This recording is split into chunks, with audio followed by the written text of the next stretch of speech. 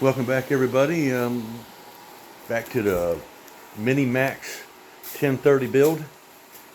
And since you were here last, I discovered that my workbench wasn't long enough.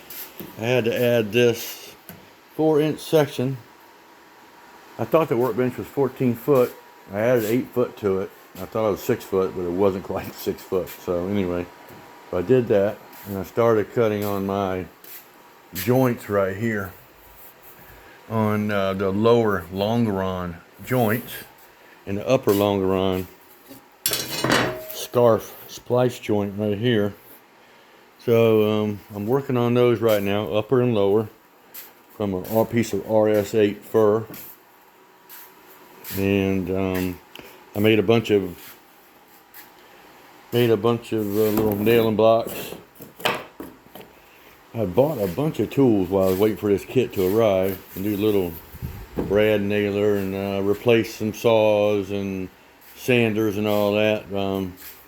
It would be handy to have a table saw. That might be the next thing I need to get. I had one before, but just didn't use it much. But it's got a lot more precision and stability for some of these cuts. Anyway, so I got the layout on the workbench. The top of the plane is going to be up there, the lower parts here in red line, and then it's a blue chalk line up to there. So I am going to work on sanding these joints, trying to get them all straight, get these 3 scarf joints ready, and then glue all those at once. Then pin it down with some blocks, and then start putting in all the intermediate members and little details here and there. Getting off to a very slow start. It's really hot here. It's almost 100 degrees today. I've been doing yard work all day.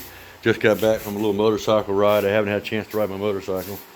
And my tractor outside, I reckon, needs a clutch all of a sudden. And it's not very old, but it has been occupying a lot of my time. And so I've put it back together. I'm going to tow it out of here and get out of the way. I'm tired of working on that. But I will invite you back here soon. And you should see some construction on the body.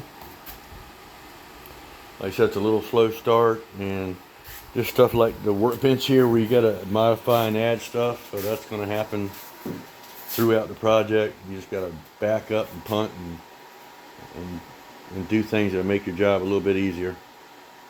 I'm waiting on some replacement wood. Hopefully I don't need that to finish the fuselage. But thanks for tuning in, and when I'm doing a little more production, I'll film it. But right now, it's just slow going, little odds and ends right now. Take care.